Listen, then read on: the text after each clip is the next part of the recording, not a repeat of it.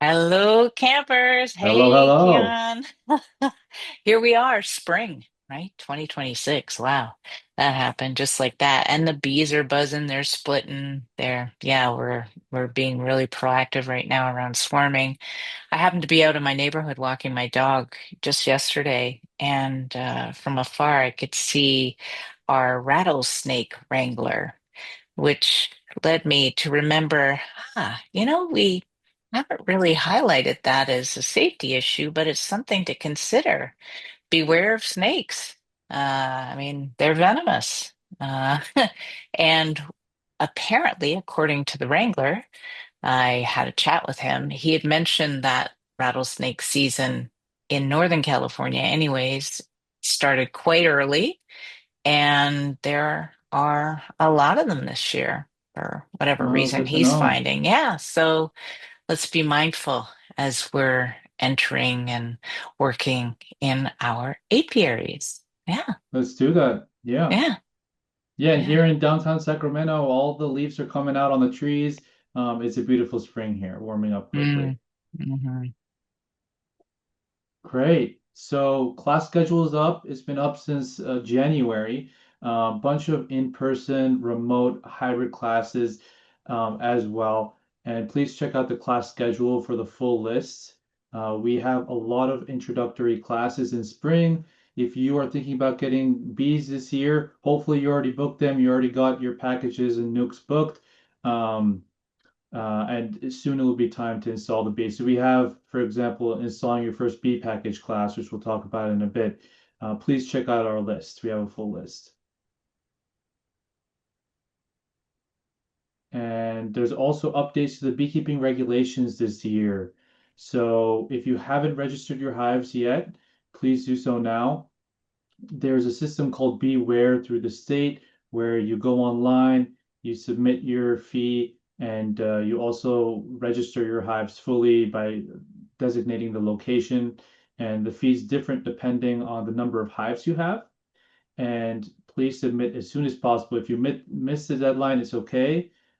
Still try to register as soon as possible. And the registration process varies depending on the county as well to some extent. So please be sure to search up your county's ag department and look at the information there.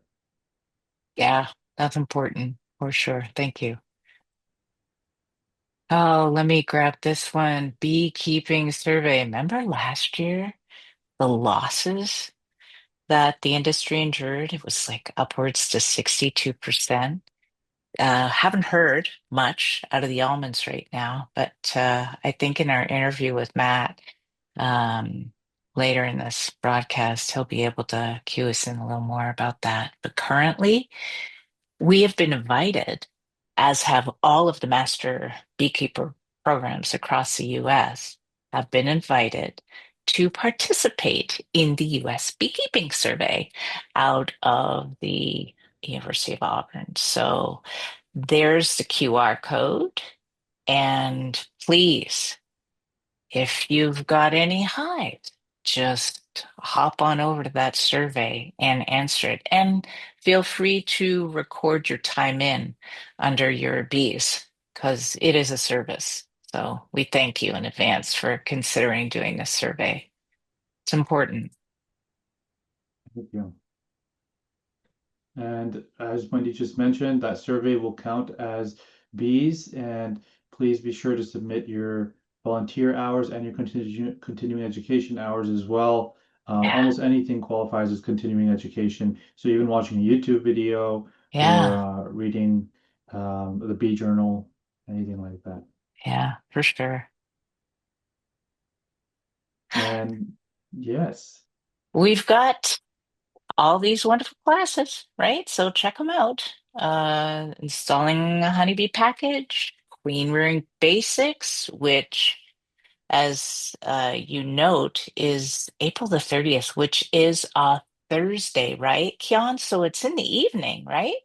correct. Yeah, yeah, 6:30 to 8:30, I believe. yeah. And that's with soon-to-be Dr. Lauren Russett, right? And we've also got Exploring Beekeeping on May the 2nd and the signature class. that we host every year since we've basically had the camp, our queen rearing technique short course has to be in person because it's highly technical and it involves a lot of hands-on and in-person learning. May 30 and 31. That's a Saturday and Sunday, and that is in Davis at the B Lab. Hope to see you. A lot of great options. Yeah.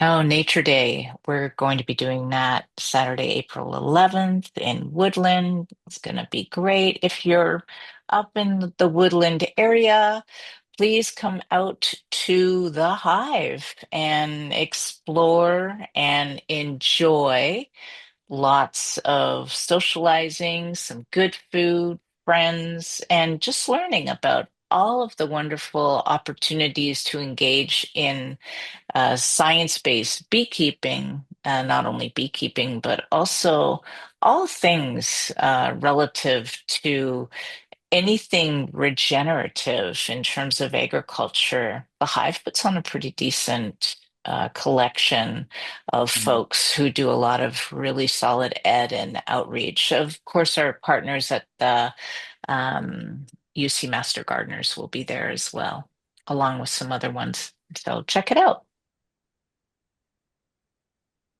Yeah, Honey Festival, right? May 16, 17 this year, and 2 days as opposed to one. And we're taking it off the street, which, that asphalt, that pavement gets really hot. We're going onto the Woodland Fairgrounds. So on the Saturday, it's from 10 to 5. On the Sunday, it's from 10 to 3. If you are at all interested in participating, please reach out to us. We could sure use your help as a volunteer, and I'll include a little more insight into how you can go about volunteering in our newsletter. So watch for that. Yeah, interview Awesome. corner, right? We got in-house specialists, so why not capitalize on that? And like I mentioned earlier, let's talk to Matt Hoepfinger. He's our senior field specialist at the Bee Health Hub. Let's hear from him, not only about how he's gauging the overwintering in California has been, but also uh, we want to share with you what the lab is up to this coming year in terms of the research that we're doing. So let's uh, let's check that out right now, shall we, Kian? Let's do it. Welcome. Welcome to our spring camp interview. And today we have the pleasure of interviewing Matt Hepfinger, who is the lead field specialist at the Bee Health Hub here at UC Davis out of the E. El Nino Bee Lab. So, welcome, Matt. Thank How's you, it Wendy. going in the field these Good. days? Well, yeah, as you can see here, the almonds are still blooming. Yeah. Yeah, not. But Yeah. anyhow, it a good bloom? I'm curious. Yeah. How was bloom and how are the bees doing now? Sure. I mean, this is all going to be anecdotal, right? Because we haven't seen Right. any research yet, but I'd love to No, know what no you official data. No. what your story is But I'm about hearing, I do yeah. work with a lot of commercial guys Yeah. and the queen producers. So I hear, what they're seeing.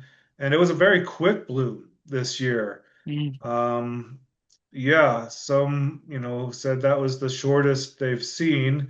So, the bees, they had it good for a little bit, but then it shut down right away. So guys were trying to get their bees moved out. We were released sooner than we've ever been released from the orchards. So that just goes to show how quick the bloom was. Coming into the almonds, there there were a little bit of some issues, guys sending in, they think they've got, 5,000 colonies. And then when the trucks arrive, turns out, well, they had a bunch of dead outs. And so they didn't quite have as many, this always happens. last year was worse. Last year was a really bad year. This year we had similar, but not nearly as bad as last year. But we did have problems, guys that were coming out of sheds, the cold sheds. There were issues, it got too hot in the sheds, or yeah, and then all the floor covered in dead bees, things like that. You hear those stories, and like you said, this is all anecdotal. But then, on the other side of almonds coming out, we're seeing really good bees right now. We look at, we work with the queen producers and a few commercial operations, and the bees look good. They're growing, they're strong, the brood patterns are good. The mites are maybe the lowest I've seen. I've never seen, a big commercial operation. We come in, we do 50 mite washes, and, one guy had all zeros. I could not find a single mite in his operation. So I think that's the first that's ever happened. So he's doing a good job keeping the mites down. And as we know, last year the USDA had that paper that was sort of blaming viruses and amitraz resistance. These guys are switching up the treatments. They're really trying to stay on top of the mites, which is going to keep the viruses down. So they're looking good now. Um, That's so great yeah, news. that's that's about all I can say on that. And Well, great news. And, at least it's not an alarming 62% loss, right? exactly, Before any of the yeah. survey results are in. And speaking of survey, Hmm. if folks out there are willing to give about a half an hour of their time to the US beekeeping survey, we've included a link in the newsletter. We'd really appreciate your time. You can get certainly upload for some beneficial educational experience hours for that. So Matt, you and I are on the El Nino B Lab team, and we Yes. work together in the field during field season.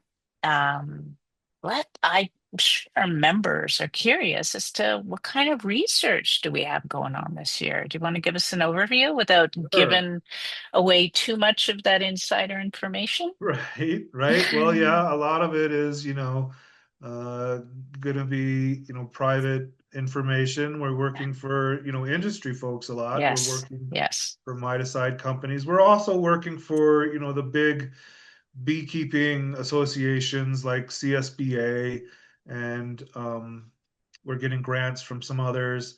So we've got quite a bit on our plate this year, actually more than ever. We've got about 10 projects lined up, research projects. Most of those are in the field. Some of those will be like at the lab where we've got some cage trials lined up.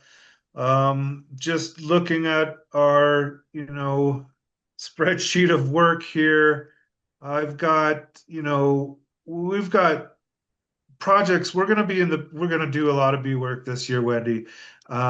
We've got over 400 colonies through multiple projects that will have to do deep inspections, get mite samples, brood area measurements, any diseases, brood scoring. We got to take detailed data and get the colony health metrics for all these.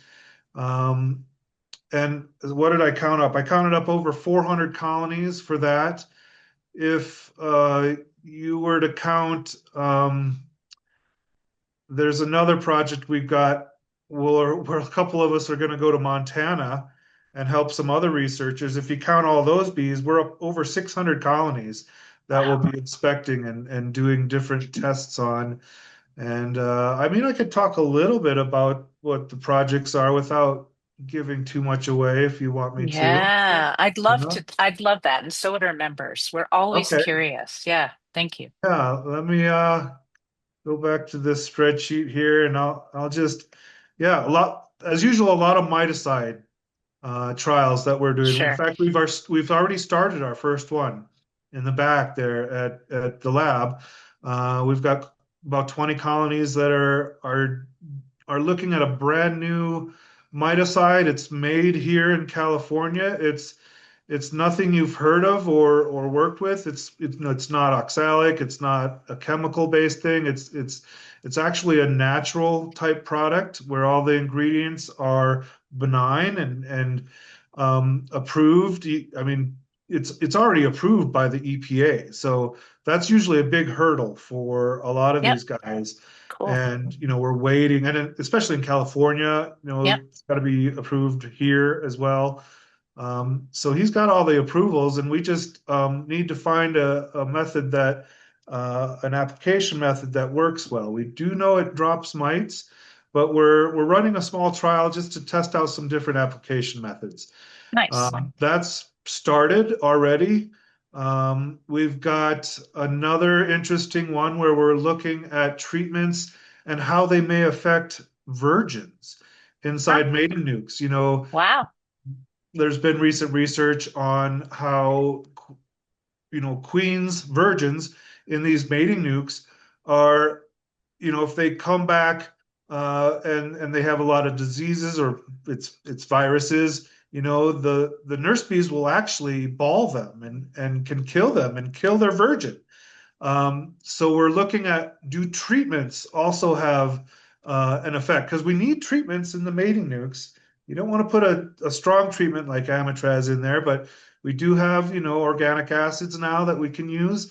And so we're looking at, is there an impact on these virgins? And then even following them for another 2 months, are there queen events later that may have been caused by putting Mhm. treatments into their mating nuke? Right. That's a pretty big one. That's over 60 mating nukes that we'll look at Yeah. and follow them, uh, Helpful. 2 months after. We've got one where we are looking at multiple miticides. Some are approved, some are not yet approved. They're in the Right. works. In fact, yeah, they're brand new.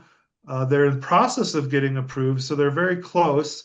But it's going to be 4 different miticides that we'll be testing with over 100 colonies. That'll be near Davis in a yard that we're working with a commercial beekeeper Hmm. with on that one. We've got several cage studies that we're doing with different departments at UC Davis. So it's great to see like the partnerships between, the plant, type departments working with the bee lab here and collaborating and finding new, I mean, that's what we need in this industry is new products, more tools for the toolbox. I'm sure everybody has heard that, right? Yeah. So we're Yeah. actively looking for those tools and working with the companies that make these products or even individuals and then of course the bigger organizations. Yeah, the California State Beekeepers is paying for that one, the big miticide one. Looking at organic acids again there. What else we got? Cage studies. I suppose I can't really mention the details on this cage studies. The reason we do them though is we're testing new products to see, are they safe for the bees? That's the first thing you want to do.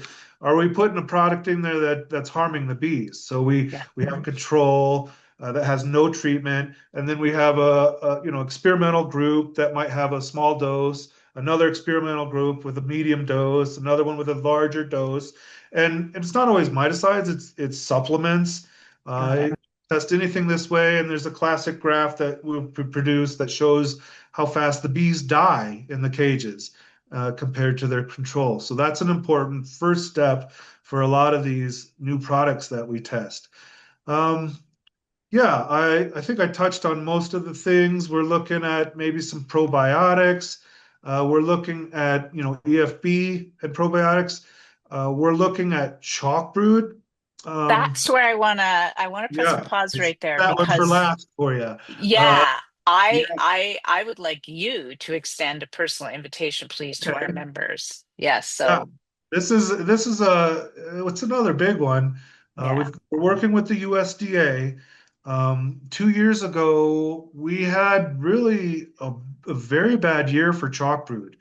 Not only here but in other states, and we were seeing chalk brood not just in the spring, but it was lasting into the summer when it's, hot and dry, which, I was always taught, chalk brood's a wet and cold disease.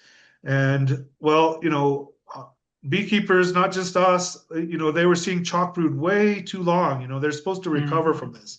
mm. And there is really no treatment specifically for chalk brood. So we're hoping to maybe begin that. We're also looking at will hygienic testing, the freeze kill brood hygienic test, do hygienic bees do better Oh, at getting rid of the chalk brood? You brilliant. would Yeah, think that they that's do, right? I mean, it's yeah. with EFB and AFB, So let's and prove that. we Yeah. always say, and probably chalk brood. Yeah, weird thing, there's been some studies that show it's not correlated with chalk Uh, brood resistance. mm, So, yeah, I mean, this is science, right? hmm. It's a slow, long process. One study, isn't, the end all, and it takes many studies to Yeah, come to real conclusions in science. yeah, That's just the yeah. scientific method. And so we're going to try to look at that, see if we can find evidence that hygienic bees do help with chalk resistance, which brings me to my pitch for can you help us? Um, Yes. in previous years, we've always had chalk brood in our colonies, and our plan is to harvest the gray or black chalk coming from an infested colony. There is a protocol designed for infecting colonies, proactively infecting. This Wow. is done under controlled in a controlled area and with Yeah, UC Davis bees only. We're not going to do this with a yeah, beekeeper bees because yeah, we're sick yeah, of sacrificing our bees to yeah. do this. But we have had a heck of a time trying to find chalk brood. It's not in our bees. We're asking commercial operations, and I don't know if they don't want to admit it, but they say, no, we haven't seen chalk brood all year.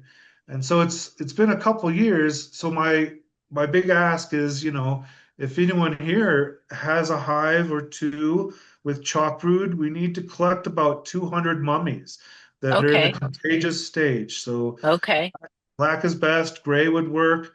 And then we'll, use those to we'll grind them up and we'll make a solution that will is known to be able to infect your brood if you Wow. spray it on. So yeah, this was, developed, I think, at the lab in Minnesota under Marla Spivak. And so yeah, good stuff there, of course, coming Cool. out of So when I go into my colony next time, I'll look for black or gray mummies. And if I can harvest a couple, what do you want me to do? Do you want me to put them in a Ziploc and mail them to you? How do we Sure. I manage mean, that?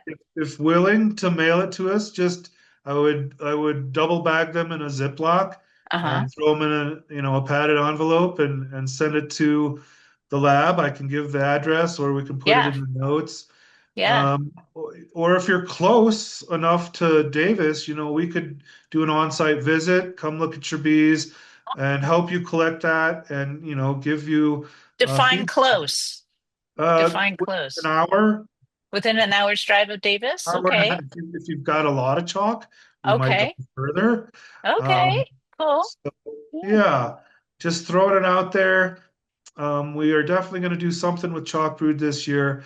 We might have to pivot and try something else if we can't find Enough enough because mummies to 200 do the mummies, right? to do the Yeah. infection. Yeah, Okay. yeah. But we'd And love to. when do we need that by?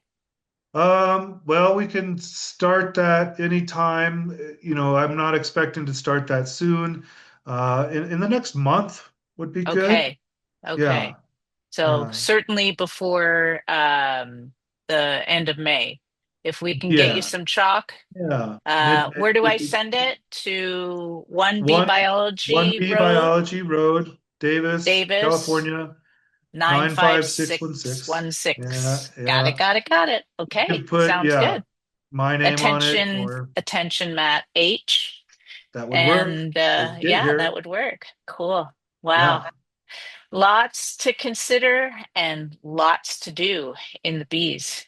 this Yeah. summer. Sounds like it's research season. It's the Yeah. season. It's the busy It's season. yeah. Yeah. We're asking the questions, and where hopefully, well, we always do, we get the answers. And like you said, the answers aren't always what we expect them to be. Some are quite Yeah. surprising, but in a Yeah. good way, because I love how you were in all of those hives from the commercial beekeepers and no mites.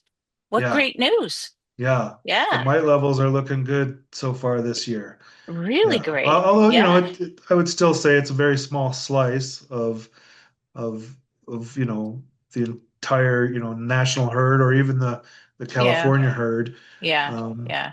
But it's optimistic. It's something that I'd like to end on a positive note, as always. So, yeah. lead field specialist for the Bee Health Hub, Matt Hoepfinger. Thank you, as always, for your service to science and healthy bees. We appreciate you, Matt. Be Thanks, well. Wendy. Take Yep. care. Glad to be Bye. here. Welcome back. As always, we welcome any feedback you have on the content we bring you in the Buzz newsletter and this video. Anything you'd like to see more of, less of, please go into the description below and click on the link to the survey, and we review that feedback periodically. And with that, we thank you for your time and Be be well. well.